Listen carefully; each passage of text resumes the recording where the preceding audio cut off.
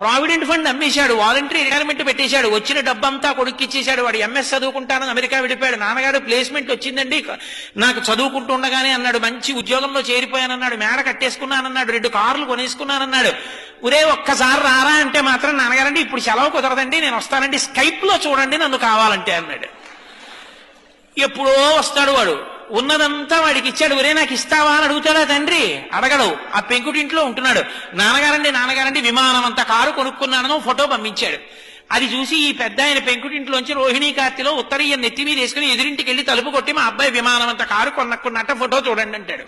నువ్వు పెంకుటింట్లో ఉంటున్నావు కదరా అంటే, పోన్లేదురో ఎంతకాలం బతుకుతాను, మా అబ్బాయి సంతోషంగా ఉన్నాడుగా అంటాడు. కొడుకు యొక్క సంతోషాన్ని చూసి సంతోషించగలిగిన వాడు తండ్రి. తను సంతోషించి కొడుకు సంతోషించాలనడం అది తండ్రితనం అంటే.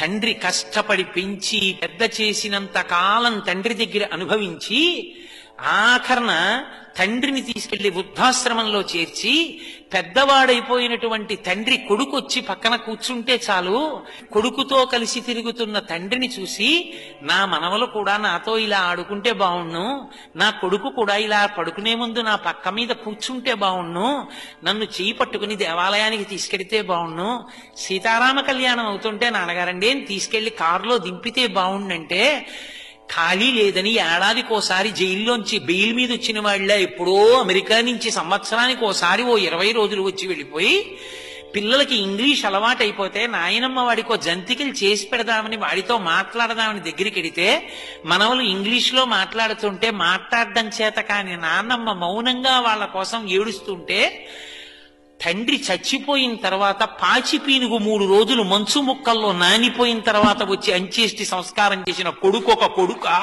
వాడి సంపాదన ఒక సంపాదన. తండ్రి పక్కన కూర్చున్నవాడు తండ్రిని సంతోషపెట్టినవాడు కొడుకు. విదేశాలు వెళ్ళొద్దంటలేదు, ఉద్యోగాలు చెయ్యొద్దంటలేదు, కానీ తల్లిదండ్రులు పెద్దవాళ్ళు అయిపోయిన తర్వాత వాళ్ళ సంతోషాన్ని తీర్చడం కూడా కొడుకుల కర్తవ్యం. కొడుకు లాంటి వాళ్ళు చాలా మంది ఉండొచ్చు, కూతురు లాంటి వాళ్ళు చాలా మంది ఉండొచ్చు, కానీ కన్న కడుపున పుట్టిన కొడుకు కొడుకి. వాడికి ఆ కర్తవ్యం లేనప్పుడు వాడికన్నా ఇంట పెరుగుతున్న పెంపుడు కుక్క మీద.